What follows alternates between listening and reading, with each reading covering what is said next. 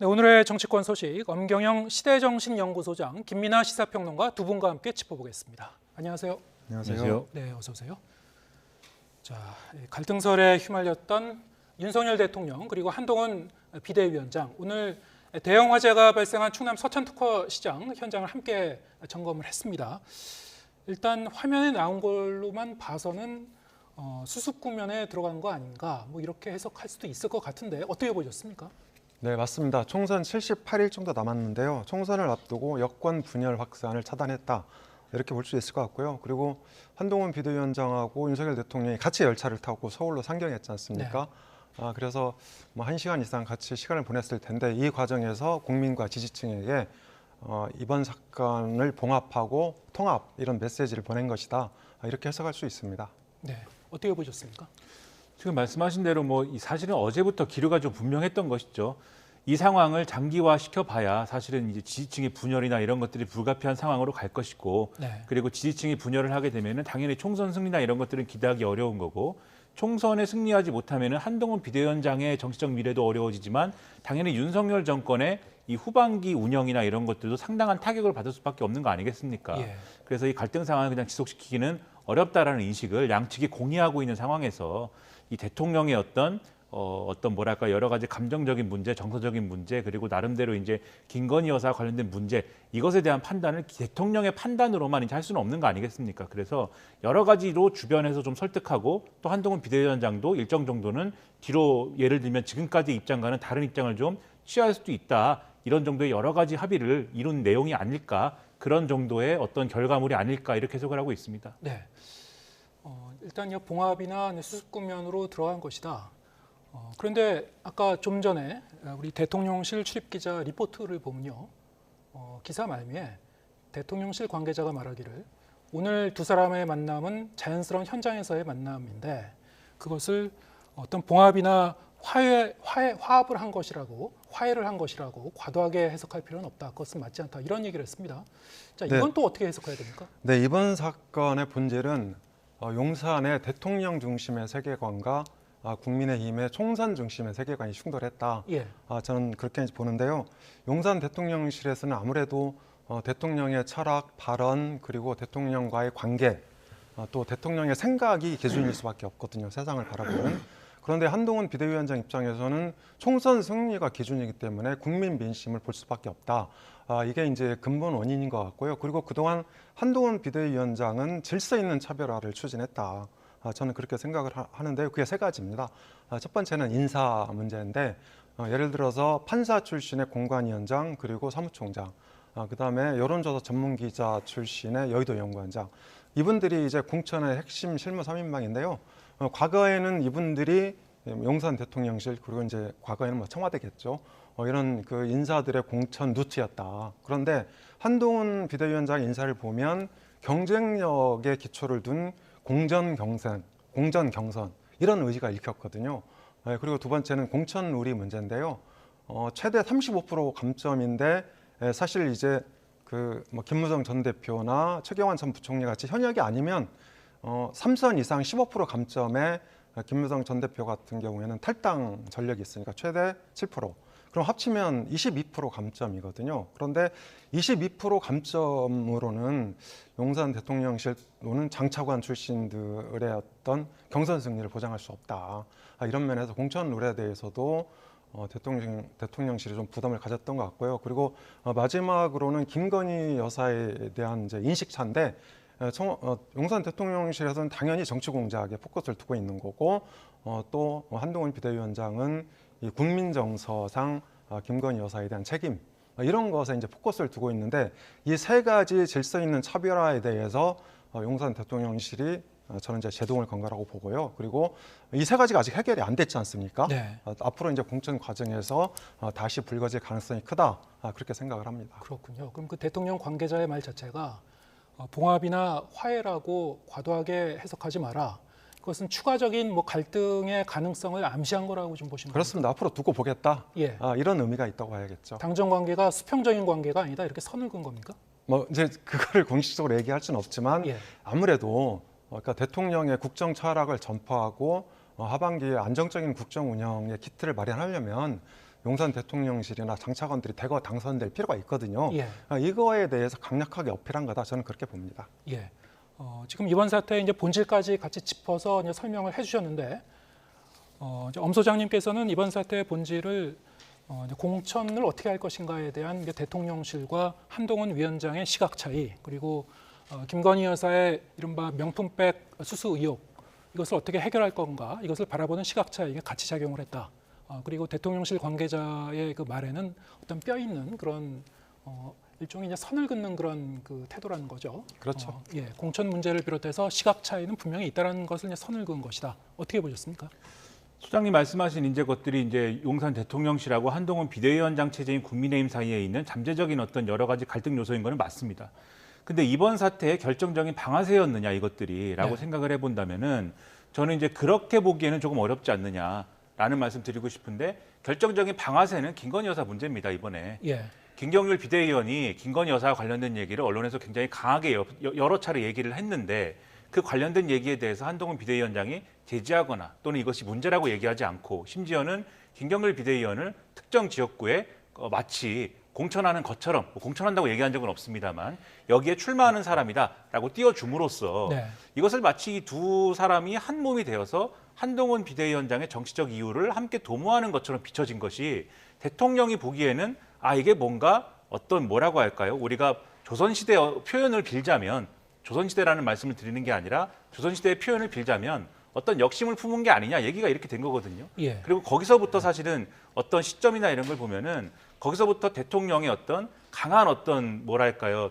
이 오늘 이철규 의원의 표현을 빌자면 오해라든가 어떤 표현상의 뭐 이런 것들이 발생하기 시작돼서 그게 여기까지 온 겁니다. 뒤집어서 말씀드리면 이 사태의 본질은 한동훈 비대위원장의 어떤 실수라든가 무슨 뭐 잘못이라든가 홀로서기라든가 이런 거라기보다는 윤석열 대통령의 뭐 이철규 의원의 표현을 빌자면 오해라든가 또는 김건희 여사에 대한 어떤 과도한 감싸기라든가 그것에 대한 어떤 민감도 여기서 온 거거든요. 그러면 이 사태를 어떤 갈등이다라고 규정을 하려면 대통령실 입장에서는 이게 갈등이다라고 규정을 하려면 이것으로부터 이 시작이 돼서 사실은 한동훈 비대위원장에게 사퇴 종용을 했다는 사실을 어느 정도는 인정을 할 수밖에 없습니다. 그렇지 예. 않습니까? 네. 그러면 그렇게 설명한 다음에 그런데 그 갈등을 오늘 봉합했습니다. 화해했습니다. 이렇게 가야 되는데 그렇게 얘기할 수가 없는 거잖아요. 대통령실 입장에서는. 그렇기 때문에 오늘 이 상황을 갈등을 봉합했다든지 화해했다 이렇게 보지 말아달라고 하는 그 이유는 이것이 갈등이 뭔가 촉발됐다라는 표현을 쓰기보다는 아까 말씀드린 것처럼 어떠한 미스커뮤니케이션, 오해로부터 시작된 약간의 어떤 그러한 뭐 어긋남인 것이지 네. 뭐 본격적인 어떤 대립구도가 아니었다라고 설명하고 싶은 게 아닌가 저는 그렇게 해석이 되고요. 거기에 더불어서 오늘 그 자리는 민생 현장 그리고 더불어서 더 얘기를 하자면 굉장히 많은 비극적인 자리인 것이 아닙니까? 화재가 일어나서 국민의 재산권이 상당히 이제 훼손된 그러한 현장이었는데 그 현장이 이제 두 사람의 어떤 화해의 자리라든가 또 봉합의 자리로 비춰지는 것도 좀 어느 정도는 경계한 게 아닌가라는 생각도 들어요. 그래서 이제 과도한 해석 또는 과도한 표현, 과도한 언론 보도의 어떤 맥락을 조금 좀 뭐랄까요, 좀 자제시키려고 한 게 아닌가 이런 생각이 드는데 그 부분은 아마 국민들이 나름대로 지금 평가하고 있는 부분도 있고 현장 상인들의 좀 반발도 있는 것 같아서 따로 이제 생각해볼 부분인 것 같습니다. 네.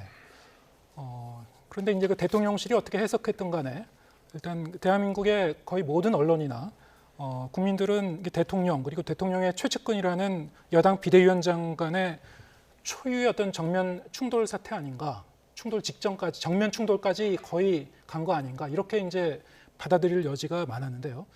자 그렇다면 이번 사태를 그대로 놔둔다면 여당 내에서는 총선을 앞두고 뭐 우리 공멸하는 거 아닌지 뭐 위기감도 있을 것 같습니다. 분명히 어떤 출구 전략을 찾을 것 같은데 어떻게 좀 찾아갈 것 같습니까? 네, 그러니까 최대 문제는 김민하 평론가 말씀하셨는데 김건희 여사의 이제 명품백 논란이죠. 그래서 이걸 어떻게 풀 거냐. 그러니까 가장 좋은 것은 김건희 여사가 직접 사과하고 경위를 설명하는 거. 그리고 이제 특별감찰관 임명이라든지 제2부속실 설치 이런 이제 후속 조치를 취하는 거죠. 그런데 김건희 여사가 과연 직접 사과할 수 있는 거냐. 그러니까 이게 이제 최대 문제라고 봅니다. 하지만 저는 상황 전개에 따라서 김건희 여사가 과거에도 충분히 이제 언론에서 나타나기도 했고 충분히 설명할 수 있다고 봅니다. 다만 대통령실에서는 사과하는 것이 그러니까 기세를 뺏겨서 네. 그러니까 자기네들이 몰릴 수 있다.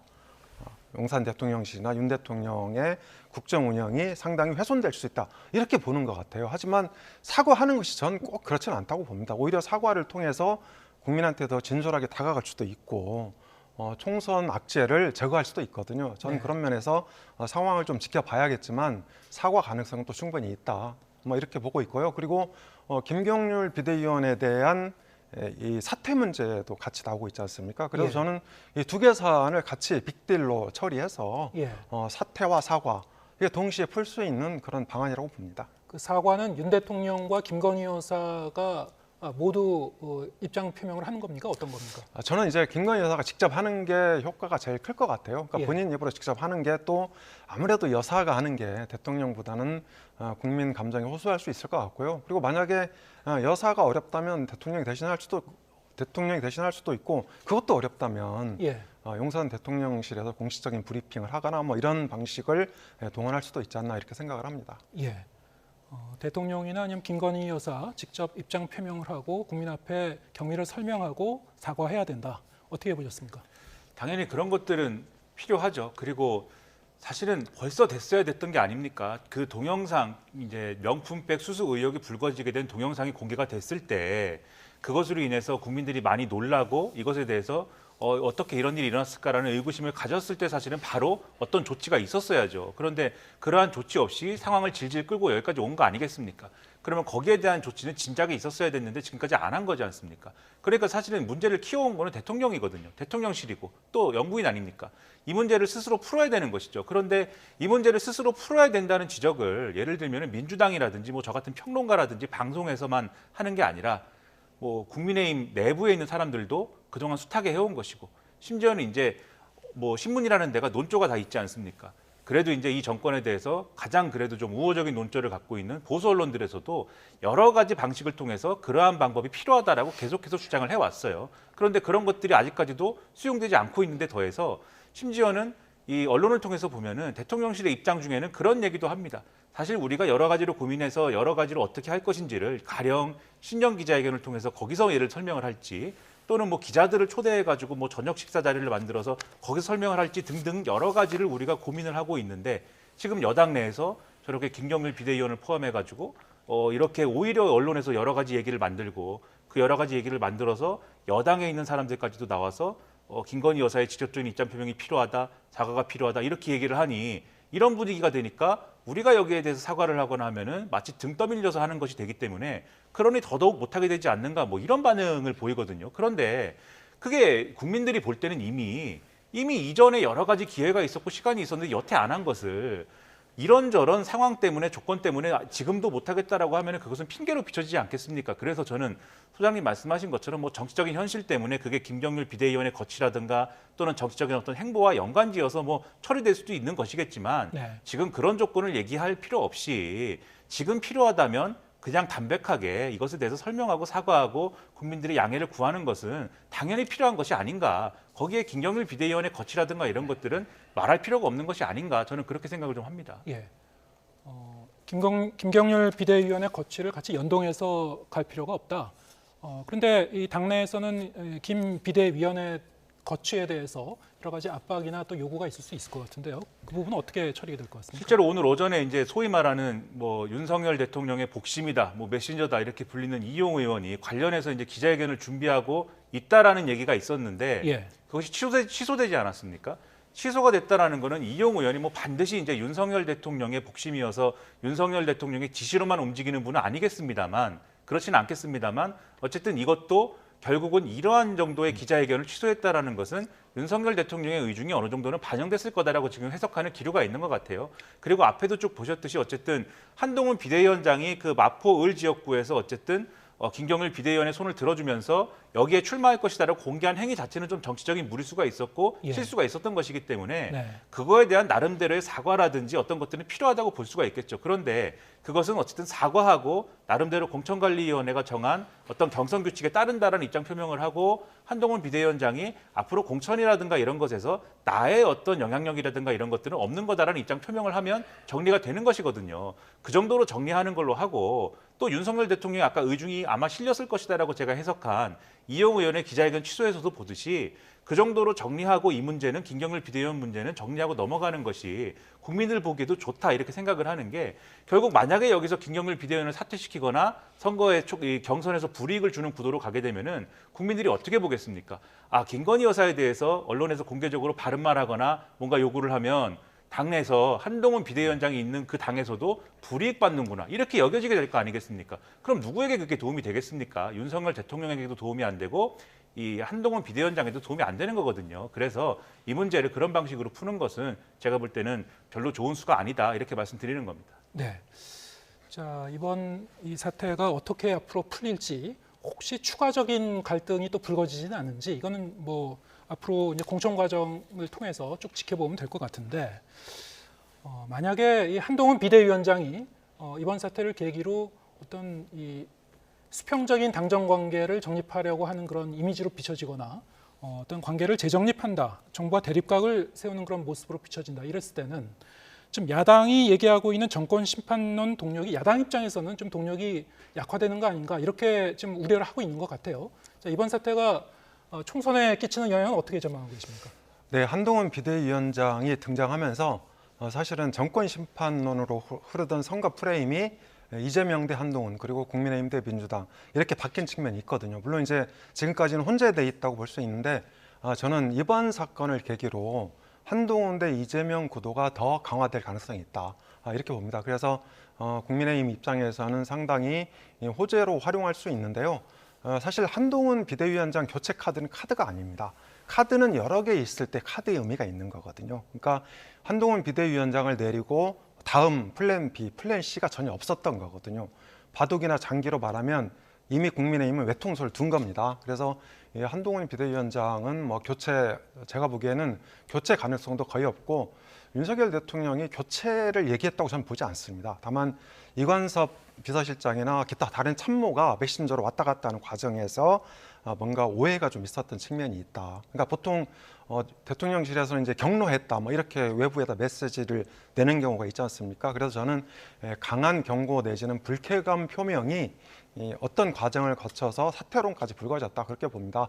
다만 그리고 한동훈 비대위원장 같은 경우에는 이미 차별화가 진행이 되고 있다. 사실 모든 새로운 권력은 차별화를 통해서 나오는 거거든요. 그러니까 얼마 전에 이 국민의힘 의원들 의정 보고회에 이제 한동훈 그 장관 사진을 그러니까 윤석열 대통령 대신에 그러니까 넣는다는 얘기가 많이 나왔었어요. 보도가 됐었는데 사실 이거는 간단한 사실이지만 굉장히 중요한 의미를 갖고 있는 겁니다. 왜냐하면 보수 지지층이 한동훈 비대위원장의 사진을 요구하기 때문이거든요. 그만큼 이 보수 지지층 가운데서는 이미 이 권력 이동이 잉크가 스미듯 내지는 스펀지에 물이 스미듯 어느 정도 이루어지고 있다. 그런 측면도 있다고 봅니다. 저는. 네. 그런데 이제 지금 그 말씀하신 그 부분은 이번에 이제 불거진 이제 갈등설이 잘 봉합이 되고 수습이 된다는 그런 전제 하에서 좀 가능한 얘기 아닐까 싶기도 한데요. 뭐 경우에 따라서는 윤 대통령과 한동훈 비대위원장의 갈등이 다시 한번 또 다른 계기로 이제 불거진다면은 뭐 중도층이 좀 흔들릴 수도 있을 것 같고요. 뭐 여러 가지 뭐 시나리오가 가능할 것 같습니다. 여당이나 야당의 이번 총선에 이번 사태가 유리하게 작용하느냐 아니면 악재로 작용하느냐 어떻게 전망하십니까?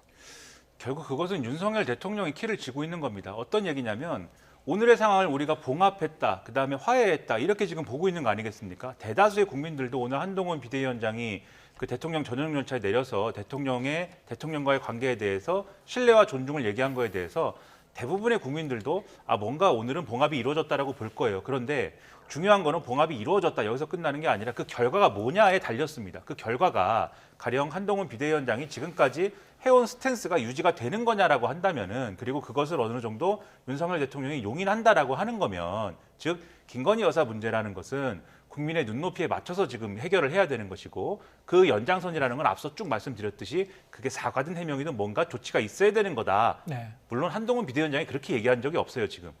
제2부속실 설치라든가 특별감찰관이라든가 이런 것들을 최선을 다해서 하겠다고 한 것이지 사과와 해명을 직접 얘기한 적은 없습니다. 그 얘기는 김경률 비대위원이 했는데 어쨌든 그러한 분위기로 국민의힘이 가는 것을 놔둔다라고 하면 지금 말씀하신 것처럼 이 야당 입장에서는 정권 심판론이 좀 흐려진다. 이 고민을 할 수밖에 없을 거예요. 근데 그게 아니라 오늘 봉합의 결과가 한동훈 비대위원장이 더 이상 김건희 여사에 대한 문제 제기를 하지 않고 또 김경률 비대위원도 더 이상 김건희 여사 얘기를 하지 않는다라는 결론으로 가게 됐다고 하면은 국민들은 아 이게 뭔가 봉합의 결과는 김건희 여사를 건드리지 않는 것이구나 이렇게 인식하게 될 거 아닙니까? 네. 그러면 사실은 야당 입장에서는 아 오히려 이게 한동훈 비대위원장이 좀 고개를 숙인 것이다 이렇게 주장할 수 있게 되는 것이고 오히려 정권 심판론을 더 강하게 이제 좀 프레임을 잡을 수가 있게 되는 것이죠. 그러면 결과적으로 윤석열 대통령 입장에서는 오히려 지금 상황을 봉합했으니까 한동훈 비대위원장과 김경률 비대위원을 좀 눌러놨으니까 이제 괜찮겠다 이렇게 생각하는 게 아니라 예. 아 지금 내가 이렇게 갈등을 좀 불러일으킨 건 잘못됐고 좀 이 상황을 좀 놔줘야겠다라고 지금 판단을 해줘야 되는 거거든요. 그 예. 판단을 할 수가 있는 거냐 예. 여기에 지금 말씀하신 정권 심판론이 더 커지느냐 약화되느냐가 달린 거죠. 예, 오히려 한동훈 비대위원장이 이른바 이제 김건희 여사 리스크와 관련해서 대통령실에 동화되는 그런 모습을 보여준다면은 그것은 여당에는 악재, 민주당에는 이제 호재로 작용할 수밖에 없을 것이다. 이렇게 이제 정리를 해주셨고요. 자, 이제 민주당 측에서는 윤석열 대통령실의 이제 당무 개입 문제를 좀 중히 보고 있는 것 같습니다. 그래서 법적 조치를 이제 검토한다 그러는데, 자 이게 이제 사실은 선거에 관여한 게 아니고 당직 사퇴를 이제 거론한 것이라서 공직선거법 위반은 뭐 아니다 이런 주장도 일각에서 나오고 있고요. 이제 보는 사람에 따라서 좀 다른 것 같습니다. 어떻게 보고 계신지요? 네, 그러니까 민주당은 약간의 딜레마를 안고 있다. 저는 이렇게 볼 수 있는데요. 실제로 당직 사퇴를 얘기했는지 안 했는지 지금 우리가 알 수가 없잖아요. 네. 그러니까 물론 이제 당사자는 알고 있을 텐데 그간의 과정을 보면 꼭 했다고 보긴 좀 어렵습니다. 그리고 이제 예를 들어서 민주당이 공직선거법 위반으로 용산 대통령실이나 이제 윤석열 대통령을 물고 늘어질 수는 있는데 제가 보기에 이것이 정권 심판론을 희석할 수도 있고 그리고 오히려 한동훈 비대위원장을 더 띄워줄 수도 있다. 그런 예. 면에서 저는 민주당이 큰 소리 쳤지만 쉽게 법적 대응 나서기 좀 어려울 거다 이렇게 봅니다. 네, 법적 조치 할 거라고 보십니까?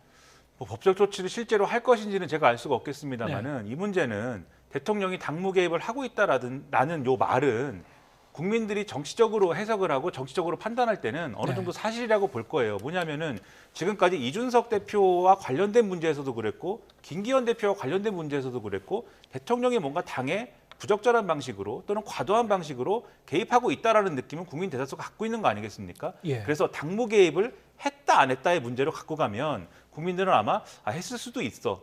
한 것 같아. 이렇게 느낄 텐데 그런 잣대가 아니라 이걸 법적 개념으로 가지고 가면 그러면 당무 개입을 한 거에 대한 분명한 어떤 사실관계가 드러나야 되는 거거든요. 법적 개념이라는 것은. 그러면 뭔가 발언이 있거나 지시가 있거나 뭐 이런 것들을 찾아내야 되는 거 아니겠습니까? 근데 이걸 고발을 한다고 해서 예를 들면 검찰이 뭐 지금의 대통령실을 뭐 압수수색을 하거나 뭐 휴대폰을 포렌식을 하거나 뭐 이럴 수 있는 것도 아닐 것이고 현실적으로. 그리고 지금 대통령실이 벌써 나름대로의 방어 논리는 갖고 있는 거 아니겠습니까? 지금 언론에다가 대통령실이 얘기한 것들을 조각조각 맞춰보면은 한동훈 비대위원장을 이관섭 비서실장 등이 만난 건 사실인데 네. 그 자리에서 여러 가지 불만 사항을 얘기한 거에 대해서 한동훈 비대위원장이 그래서 대통령의 뜻이 뭡니까? 저더러 사퇴하라는 겁니까? 이렇게 반문을 한 것이고 거기에 대해서 이제 제대로 답을 안 하니 계속 거기에 대해서 사퇴하라는 뜻으로 오해한 것 같다 뭐 이런 식의 얘기 아닙니까? 예. 이게 뭐 법적으로 얘기하면은 그게 결국 뭐 사퇴 압력 아니냐 이렇게 될 수도 있겠으나 명확한 사실관계가 아닌 거거든요. 그렇기 때문에 오히려 이거를 법적 관계, 법적 논리로 가지고 가면은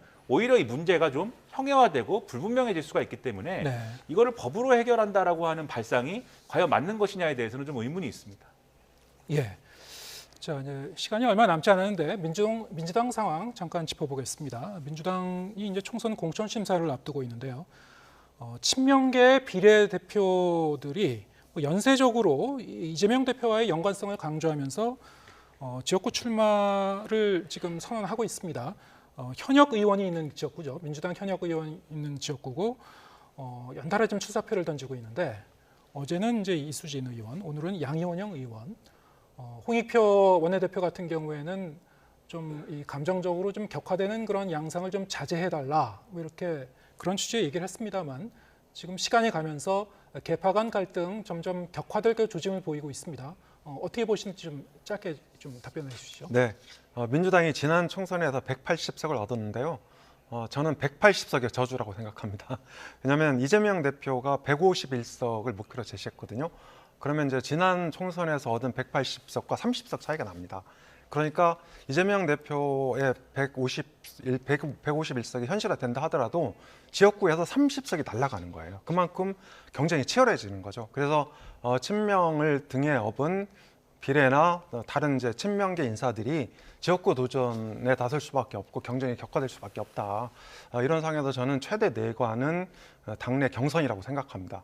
이를테면 개딸 성향의 강성 지지층들이 비명계를 대거 낙천시키고 친명을 이렇게 이제 당선시킨다면 경선에서 오히려 본선에 가서 경쟁력이 약화될 수 있거든요. 이렇게 되면 전반적으로 국민의힘에 밀릴 수도 있다. 지금은 이제 민주당이 우세하다고 자신만만해 하는데요. 그러니까 시간이 흐르면 흐를수록 선거는 박빙으로 흐를 겁니다. 이렇게 되면 친명 대 비명의 갈등은 결국 본선에서 치명적인 결과를 낳을 수도 있다. 저는 그렇게 봅니다. 네. 개파 갈등이 상당히 좀 공천 과정에서 점점 더 두드러질 가능성이 있다. 어떻게 보십니까?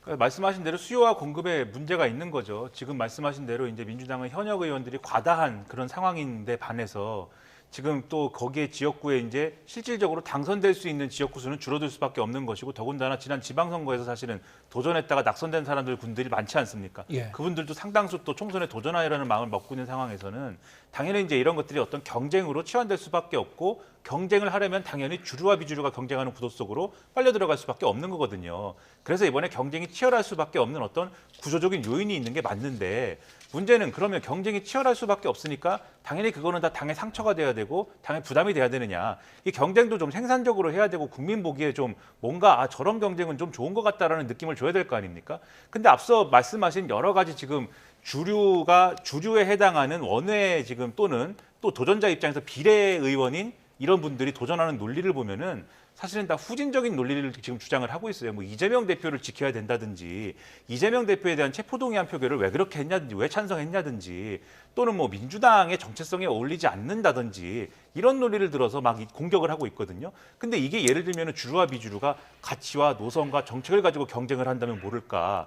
이런 거 가지고 경쟁을 하면 물론 지금 강성 당원이라고 말씀하셨습니다마는 당원들의 선호가 이번에 크게 영향을 미치는 경선이기 때문에 그렇기 때문에 이런 논리를 끌어오는 것이겠지만 어쨌든 이런 논리로 경쟁을 한다 그러면 국민들이 이 경쟁 자체를 어떻게 보겠습니까? 굉장히 후진적이고 뭔가 이게 올바른 정치가 아니다라는 느낌으로 볼 거 아니겠습니까? 이런 경쟁 구도 자체를 민주당에 대한 어떤 신뢰가 저하된다는 느낌으로 볼 거거든요.